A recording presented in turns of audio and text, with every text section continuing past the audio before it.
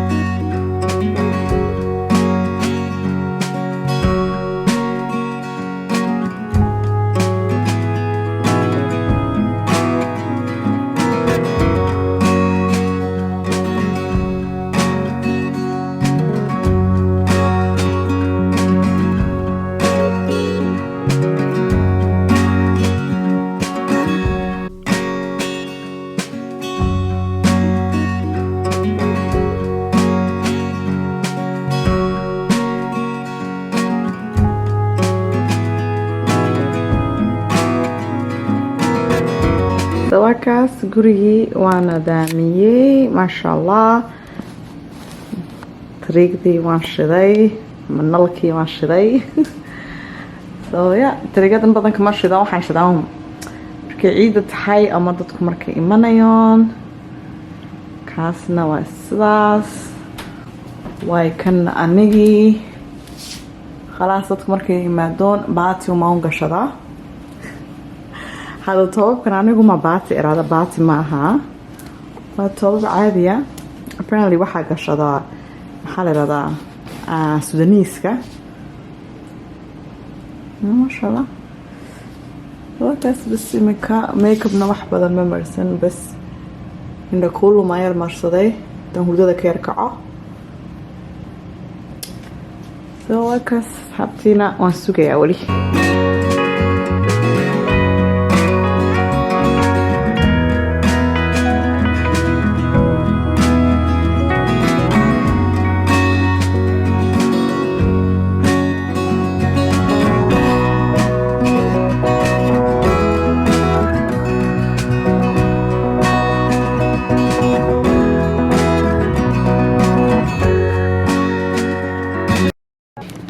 السلام عليكم أصحابتي سيدهين ما اسكفي عنتهين الحمد لله أنا في عنا هاي أصحابتي waxaan rabay intaan the YouTube aan ku soo noqon waayo 3 toddobaad wax gaaraya baan maqnaa busy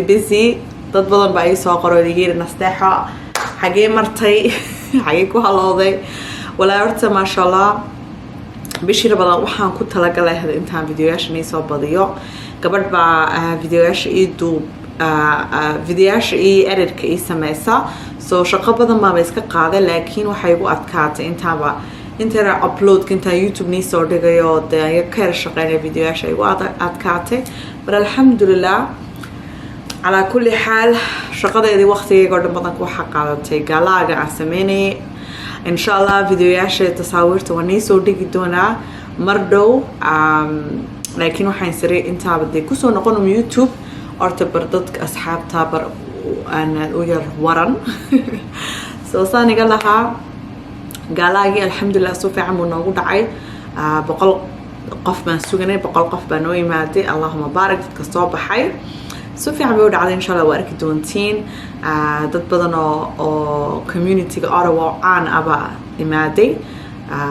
so wala isbartameesha wala baashaale tasawir wala iska qaaday ma sha Allah it's very nice balkin waqti badan bayga galay waqti badan subhanallah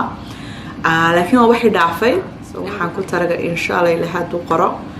inta sanadkan intuu dhamaan 100,000 subscriber aan gaarno so fadlan subscribe-ka noogu dhufada daawanaysid videogan ana kulli videoyaasha badan kan soo dhigo waa videoyaal dhiirigelin ah oo daa ka faa'iidaysatiin prank iyo waxa soo dhan ma sameeyo bas waa videoyaal ah hadii routine tahay hadii tahay hilibka la iska ridayo wax kasto oo aan nolosheeda oo aan barto ama faa'iido ah oo inay de wax nii tarasa markasba nii soo bandhiga so insha Allah daa cusub ku tiin channel-kayga fadlan subscribe-ka da videogan cajibsan daayay loobina like-ka so kaas wallahi taas galaaga waqtiga badan iga qaatay alxamdulillah laakiin si fiican noogu dhacday imika toddobaadkana dhaafay ila markaa waqtiga markaa de wax aad sameynaysid oo sida gaalaaga xaflad oo kale aad sameynaysid waqti badan bay qaadataa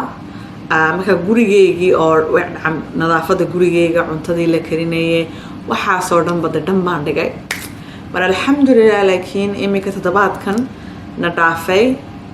wax badan ma qabtay dharkii ma meeray gurigii baan ka shaqeeyay alxamdulillah laakiin alxamdulillah I'm very happy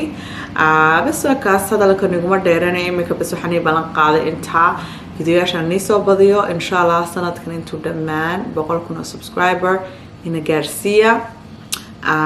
inikuna oosta ii soo qoro waxaad doonaysin inta aragtiin hadday tahay videoyaal dhiirigelina hadday tahay videoyaal routine-ka aad iyo aad u jeceshihiin baan u fiirsaday so routine-kan ii soo badini doonaa aniguna de wallahi imika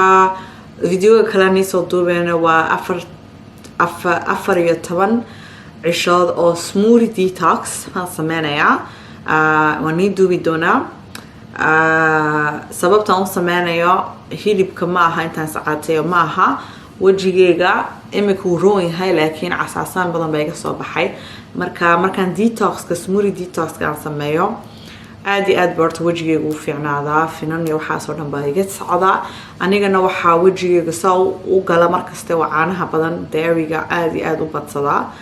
so inshallah that's the plan guys nala socda inikuna waxaad doonaysiinta aragtiin ii soo qora imika waa summer so xagaaga de waxaa loo baahan yahay intaa la yar baxo meeladan tegi doono wax kasta waan duubi doonaa insha Allah so waa kaas asxaabtay sheekada niguma dheereynayo daawada muuqaalka inta ku sii wax badan nima duubi doono waa hablo waa very private hablaha imanaya badanka YouTube iyo waxa ma soo galoon markaas ixtiraam daraadeed baan de video ma duubi doono laakiin waxaan nii dhigi doonaa de cuntada saan u sharxo miiska waxa cuntada aan dhigo insha Allah and everything baatiyaashana adayni cajabiyeen asli boutique waa ka helaysiin asli boutique baa alaab cusub